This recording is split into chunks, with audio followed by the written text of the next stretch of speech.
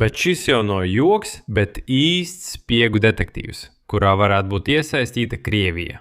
Sestdienas vakarā mirst Lindsey Grahams, galvenais Ukrainas lobists ASV Kongresa senātā, kurš iepriekšējā dienā bija atgriezies no Kīivas. Un jau svētdien kļūst zināms, ka slimnīcā nonācis Mitchs McConnells, vēl viens republikāņu senators, kurš gadiem ilgi virzīja miljardiem dolāru palīdzību Ukrainai. Un burtiski pirms mēneša viņš apsūdzēja Pentagonu par ieroču piegāžu sabotāžu Kīivai. Divi galvenie cilvēki, kas virzīja Amerikas palīdzību Ukrainai 2 dienu laikā. Viens nomira, otrs nonāca slimnīcā, un internets uzreiz uzsprāga. Ietekmīgā maga pārstāve, blogere un liela Donalda Trumpa draudene Lora Lūmera atgādināja saviem 2 miljoniem sekotāju, ka Vladimira Putina padomnieks Aleksandrs Dūgins tieši 4 mēnešus pirms Lindsey Grahama nāves publiski pieprasīja likvidēt amerikāņu senatoru. Irāna nedēļu pirms tam arī aicināja nogalināt Lindsey Grahamu. Lūk, jums sakritība. Šo vārdu, protams, liekam pēdiņās. Arī McConnells nonāk slimnīcā. Šajā raidījumā apspriedīsim 3 lietas, kas patiesībā notika ar Mitchu McConnellu. Kā dažu stundu laikā radās ļaunuma teorija, kāpēc sazvērstības teorija izskatās tik pārliecinoši, un kāpēc fakti visticamāk liecina nedaudz par pretējo. Noslēgumā pats svarīgākais. Lindsey Grahama virzītās sankcijas pret Krieviju par laimi nav mirusi kopā ar viņu. Tā kļuva vēl stingrāka, un Maskava vēl izjutīs Lindsey Grahama triecienu. Mani sauc Aleksejs Pičs, un aicinu kopā apspriest visas šīs tēmas. Bet pirms mēs sākam, lūdzu abonējiet šo kanālu. Mēs tuvojamies 300 000 abonentu atzīmei. Būšu pateicīgs tieši par jūsu abonēšanu. Tātad, Vašingtonā pašlaik risinās īsta detektīva stāsta cienīga situācija. Uzreiz pēc senatora Lindsey Grahama nāves burtiski nākamajā dienā slimnīcā nonāk vēl viens Ukrainas lobētājs – Mitchs McConnells. Kā kļuva zināms, viņš darbā nebija parādījies jau vairākas nedēļas, un tas pats par sevi izraisīja baumas. Svētdien, nākamajā dienā pēc Lindsey Grahama nāves, viņš nāca klajā ar publisku paziņojumu. Tālāk viņa citāts.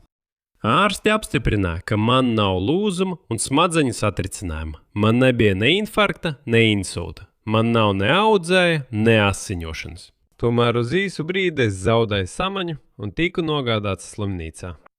Tas izklausās tikpat dīvaini kā gadījums ar Lindsey Grahamu. It kā vesels, it kā nebija nekādu sūdzību, bet kaut kādiem iemeslu dēļ zaudēja samaņu un gandrīz gāja bojā. Tagad Mitchs McConnells atrodas rehabilitācijas centrā. Atgriezties senatoru zālē balsošanai viņš pagaidām nevar, bet pēc viņa teiktā turpina aktīvi strādāt pie likumdošanas darba kārtības.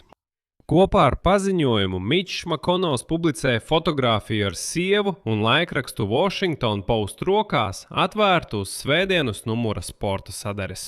Tas ir tāds klasisks paņēmiens it kā pierādījums tam, kad fotogrāfija ir uzņemta. Tā kā, skatieties, es esmu dzīvs, tas ir uzņemts šodien, man rokās ir šodienas avīze un tā tālāk. Tātad Mitchs McConnells saprata, kādas ir grūtības. Baumas par viņu tagad sāks izplatīties uz Lindsey Grahama nāves fona. It kā Mitcham McConnellam jau ir 84 gadi, un šajā ziņā nav nekā īpaša. Veci cilvēki dažreiz nonāk slimnīcā. Bet, lai saprastu, kāpēc viņa hospitalizācija arī ir ziņa, ir jāzina, kādas ir viņa lomas. Mitchs McConnells ir bijušais republikāņu līderis senātā. Cilvēks, kurš Joe Bidena prezidentūras laikā izcīnīja miljardiem dolāru piešķiršanu Ukrainai, pats saskaroties ar pretestību savā republikāņu partijā. Tagad viņš vada aizsardzības apropriāciju apakškomiteju. Un tieši šeit rodas šaubas jau pašā Amerikas prezidenta administrācijā. Viņa pēdējais skaļais solis Mitcha McConnella ir ārkārtīgi nērts administrācijai. Aprīļa beigās Mitchs McConnells publicēja sleju laikrakstā The Washington Post, kurā apsūdzēja Pentagonu sabotāžā. Viņš toreiz paziņoja. Kongresa apstiprinātie $400 miljonu amerikāņu ieroču iegādē Kijevai stāv bez pielietojuma Pentagonā. Nauda ir rezervēta, taču aizsardzības ministrija atsakās paskaidrot, kāpēc tie nav pārskaitīti. Tātad viņš faktiski izvirzīja apsūdzības Baltajam namam un Pentagonam. Tālāk citās no Mitcha McConnella. Donalda Trumpa vēlme izbeigt karu ir cēls mērķis. tomēr svarīga ir arī miera cena un tā stabilitāte. Pentagona pieeja, kas izpaužas kā kavēšanās sniegt atbalstu Ukrainai, būtībā ir tā pati stratēģija, kuru ievēroja prezidents Joe Bidenis. Vilcināšanās sniegt Ukrainai nepieciešamo palīdzību vājina tās spēju aizsargāties pret agresiju un grauj diplomātisko sarunu perspektīvas. Tātad mūsu priekšā ir cilvēks, kurš publiski apsūdzēja savu administrāciju palīdzības Ukrainai apslāpēšanā. Lincis Grēms, starp citu, bija vēl kareivīgāks un pastāvīgi aicināja sniegt palīdzību Ukrainai. Un pēkšņi viens nomira, otrs slimnīcā. Un pat MAGA kustības atbalstītāji pēkšņi ieraudzīja tieši Krievijas pēdas Grēma un Makonela stāstā. Kāpēc tas ir pārsteidzoši? Tāpēc, ka MAGA bieži vien bija tieši prorusiski noskaņoti. Viņi izplatīja Kremļa naratīvus. Amerikāņu interneta reakcija bija zibenīga. Un te Laura Loomer, MAGA influencer ar 2 miljonu sekotāju auditoriju, kur ir uz to ar Donaldu Trumpu, sāka pirmā. Linci Grehema nāves dienā viņa raksta ierakstu sociālajā tīklā X. Citāts. Aleksandrs Dugins, viens no Vladimira Putina padomniekiem, nesen aicināja nogalināt senatoru Linci Grehemu. Viņš teica, ka pasaulē būs labāk bez Grehema. Vakar Linci Grehems bija Ukrainā, tikās ar Zelenski, aicināja uz jaunām sankcijām pret Krieviju un solīja lielāku atbalstu Ukrainai. Pēc dienas Linci Grehems ir miris. Nepieciešama izmeklēšana. Šeit var saprast, ka Laura Loomer ir viena no tām republikānēm, kura visā Krievijas pilna mēroga kara pret Ukrainu laikā pilnībā izplatīja Krievijas naratīvus. Bet pēc tam maijā viņa nosūta savu redaktoru uz Ukrainu. Viņš redz, kas tur notiek. Viņš nokļūst tieši tajās 2 dienās, kad Krievija masveidā bombardēja Ukrainas pilsētas. Viņa to visu redz un vienkārši, atvainojiet, ir šokā. Viņa bija pārsteigta. Kopš tā laika viņa paziņoja, ka ir Ukrainas pusē. Man par viņu ir atsevišķs raidījums šajā YouTube kanālā, tāpēc iesaku abonēt, lai nepalaistu garām šādas ziņas. Bet ar to Laura Loomer neapstājās. Vēlāk viņa raksta. Ir vērts atzīmēt, ka Putina padomnieks Aleksandrs Dugins tieši pirms 4 mēnešiem aicināja tieši sagraut Linci Grehemu. Vai Krievija tikko nogalināja ASV senatoru, jautā Laura Loomere. Vēlāk Lūmere, jau vēršoties pie Baltā nama, atkal raksta. Citāts. Vai Grēmu ārzemēs vai pēc atgriešanās ASV saindēja ārvalstu pretinieks? Ko viņa darbinieki domā ar frāzi īsa un pēkšņa slimība? Vai tā ir inde? Tālāk viņa salika visas pusdas gabaliņas kopā un atkal citāts no Lauras Lūmeres. Krievija tikko nosūtīja delegāciju uz Hameneja bērēm Teherānā, kur Irānas Islāma revolūcijas sargu korpuss un bēru organizatori aicināja nogalināt mani, prezidentu Trumpu un senatoru Grēmu. Tā nav sazvērstības teorija. Mums ir jāzina, vai Irāna vai Krievija ir iezīmējusi senatoru Grēmu kā likvidējumu mērķi. Nepieciešams tūlītais toksikoloģiskais ziņojums. Un šis ir ļoti svarīgs moments. Atcerieties to, mēs vēl pie tā atgriezīsimies. Viņa nebija viena. Podkāsta vadītājs Klints Rasels arī it kā konservatīvs republikāns raksta. Grēms vakar apmeklēja dronu rūpnīcu Ukrainā. Krievija šodien uzspridzināja šo objektu. Un šovakar paziņoja, ka Grēms ir miris no it kā pēkšņas slimības. Es teiktu, ka Krievija uzspridzināja Linci Grēmu. Bijušais Fox News producents Kailija Džēna Kreimere jau norādīja uz Irānas pēdām. Un konservatīvais publicists Antonijs Galijs aizgāja vēl tālāk, pat tālāk par visiem, un pieprasīja no Trumpa sākt, citēju, operāciju Linci Grems. Tas ir militāri. Atbilde Irānai un Krievijai, ja izrādīsies, ka viņi ir saistīti ar senatoru nāvi. Viņš saka, dosim triecienu Irānai un Krievijai, ja izrādīsies, ka viņi ir vainīgi Grēma nāvē. Bet, kā saka, tie visi ir tikai blogeri. Jā, var teikt, kāds tur ceļ troksni. Bet īstu eļļu ugunī pielēja jau FIB direktors Kašs Patls, paziņojot, ka, citēju, Federālais izmeklēšanas birojs palīdz vietējām varas iestādēm un ir nodrošinājis visus nepieciešamos resursus. Tātad Kašs Patls norādīja, ka FIB patiešām veic izmeklēšanu par Linci Grehema nāvi. Bet būšu objektīvs. Jā, pašlaik visā aina izskatās ļoti skaista. Dugins, Kremļa ideologs, publiski pieprasa, kā viņš izteicās, sagraut Grehemu. Irāna pasludina Grehemu par mērķi. Hmnibērēs izskan aicinājumi viņu nogalināt. 10. jūlijā Lince Grems Kijevā paziņo, ka ir saskaņojis ar Baltonamu ES sankcijas pret Krieviju. Tās ir 500% muitas nodevas importam no valstīm, kas pērk Krievijas naftu. 11. jūlija vakarā viņš tiek atrasts miris. 12.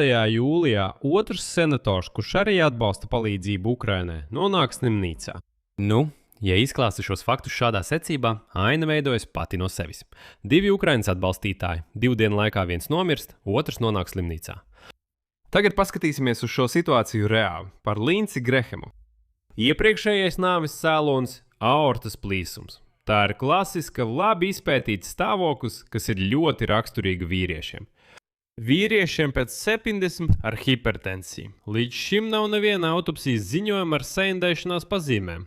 Nav nekāda oficiāla secinājuma par noziegumu. Nav nekāda pierādījuma par Krievijas, Irānas vai kāda cita iesaisti. Un pats senators Tīms Skots runāja par sirdslēkmi. Pēc atgriešanās no Ukrainas Grems sūdzējās par sāpēm krūtīs. Tātad simptomi bija jau pirms jebkādiem pēkšņiem notikumiem. Bet fakts, ka Federālais izmeklēšanas birojs piedalās šajā stāstā, liek mums domāt, ka mēs vienkārši vēl nezinām visas detaļas. Par Miču Makonelu. Viņam ir 84 gadi. Bērnībā viņš pārslimoja poliomielīti, un sakas sāka izpausties tieši pēdējo pāris gadu laikā. Viņš jau vairāk kārt ir kritis, lauzis kaulus, zaudējis samaņu. Reiz tieši preses konferencē viņš sastinga. Vienkārši vairs nespēja turpināt runu. Viņš vienkārši sastinga. Bet atkal, pārāk dīvaina sakritība. Gan Grems, gan Makonels ir dedzīgi Ukrainas atbalstītāji republikāņu rindās. Bet būsim godīgi. Skepticisms nav tas pats, kas pārliecība. Var izturēties skeptiski pret dažādām versijām, bet nevar būt pārliecināts, ka tās nav patiesas. Toksikoloģiskais ziņojums par Linci Grēma nāvi vēl nav pieejams, un Loras Lūmeras prasība veikt šo izmeklēšanu pati par sevi nav absurda. Krievijai ir dokumentēta tieši saindēšanas gadījuma vēsture – Litviņenko, Skripaļi, Navalnijs. Un Linci Grēms bija oficiāli Krievijas meklēšanā un viņu Krievijas teroristu un ekstrēmistu sarakstā. Tāpēc, manuprāt, pareizā nostāja ir šāda. Parādiet mums toksikoloģiskā ziņojuma rezultātu. Vai Grēms tika saindēts vai nē? Ja nē, visi jautājumi atkrīt. Bet ziniet, galvenais secinājums šajā raidījumā būs negaidīti par ko citu. Linci Grema lieta nav mirusi kopā ar viņu. Kremļi acīm redzot atvieglot uzelpoja, domājot, ka Grēma nāva liek apšaubīt jaunas ASV sankcijas pret Krieviju. Jo tieši Linci Grems virzīja ES sankciju ideju pret Krievijas federāciju, taču notika pretējais. Šodien, 13. jūlijā, ASV kongresā tika prezentēta radikāli paplašināta versija, šī likumprojekta versija. Un te ir galvenā izmaiņa, kuru dēļ vispār ir vērts noskatīties šo raidījumu līdz galam, es tūlīt paskaidrošu. Vecā likumprojektu versija, kuru virzīja Lincis Grems, skanēja šādi. Vašingtons atbild uz Maskavas atteikšanos no miera gandrīz pilnībā bija atkarīga no Donalda Trumpa personiskās gribas. Tātad sankciju āmurs gulēja uz galda Baltajā namā, bet sist vai nesist izlēma tikai un vienīgi Donalds Trumps. Un te ir jaunā likumprojekta versija. Tā skan šādi. Liela daļa sankciju stājas spēkā automātiski 30 dienas pēc šī likuma pieņemšanas. Bez Donalda Trumpa, bez viņa piekrišanas vai noskaņojuma, bez viņa tirgošanās ar Vladimiru Putinu, viss ir vienkārši. Ja Krievija neved miera sarunas, bet viņi tās neved, viņi saņem automātiskas sankcijas. Turklāt sankciju tvērums ir visaptverošs. Finanšu sektors, enerģētika, kuģniecība, investīcijas. Turklāt tiek saglabāts galvenais ierocis. Šīs nodevas attiecas uz jebkuru valsti, kas turpina pirkt Krievijas naftu un gāzi, un vēl papildus trieciens uzņēmumiem, kas palīdz Krievijai apiet sankcijas. Šim likumprojektam senātā jau ir 85 līdzautori, un ar to jau pietiek, lai pārvarētu pat prezidenta veto. Un Linci Grēma līdzautors, demokrāts Ričards Blumentāls pieprasa pātrināt balsošanu, formulējot to vienkārši. Putins nav pelnījis papildus laiku. Rezultāts. Jā, sakritības ir ļoti biedējošas. Nomira senators, kuru Aleksandrs Dūgins pieprasīja iznīcināt, un Irāna piesprieda viņam sodu diennakti pēc tam, kad viņš bija saskaņojis sankcijas, kas varētu sagraut Kremļa naftas ienākumus. Nākamajā dienā slimnīcā nonāk otrs senators, kurš atbalsta palīdzību Ukrainai. Un, lai izbeigtu visas manipulācijas, izmeklēšanai beidzot būtu jāpublicē Grehama nāves toksikoloģiskais ziņojums. Un kas patiešām ir svarīgi? Ja kāds Maskavā priecājās par Grehama nāvi, tad viņš pārāk agri atvēra šampanieti. Tāpēc, ka likumprojekts, kas it kā nomira kopā ar autoru, ir augšām cēlies daudz bīstamākā formā.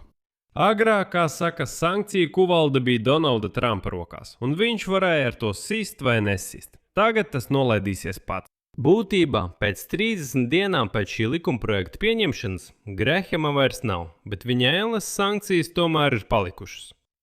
Šeit es likšu daudz punkti. Jūsu viedokli, jūsu secinājumus rakstiet komentāros. Zem šī raidījuma esmu pārliecināts, jums noteikti būs ko pateikt par šo tēmu. Tāpēc rakstiet visu, ko domājat. Tur var arī padiskutēt par šī raidījuma tēmu. Abonējiet kanālu, nospiediet patīk un uzspiediet zvaniņu, lai saņemtu paziņojumus par jauniem raidījumiem. Ar to arī viss. Saudzējiet sevi. Visiem uz redzēšanos!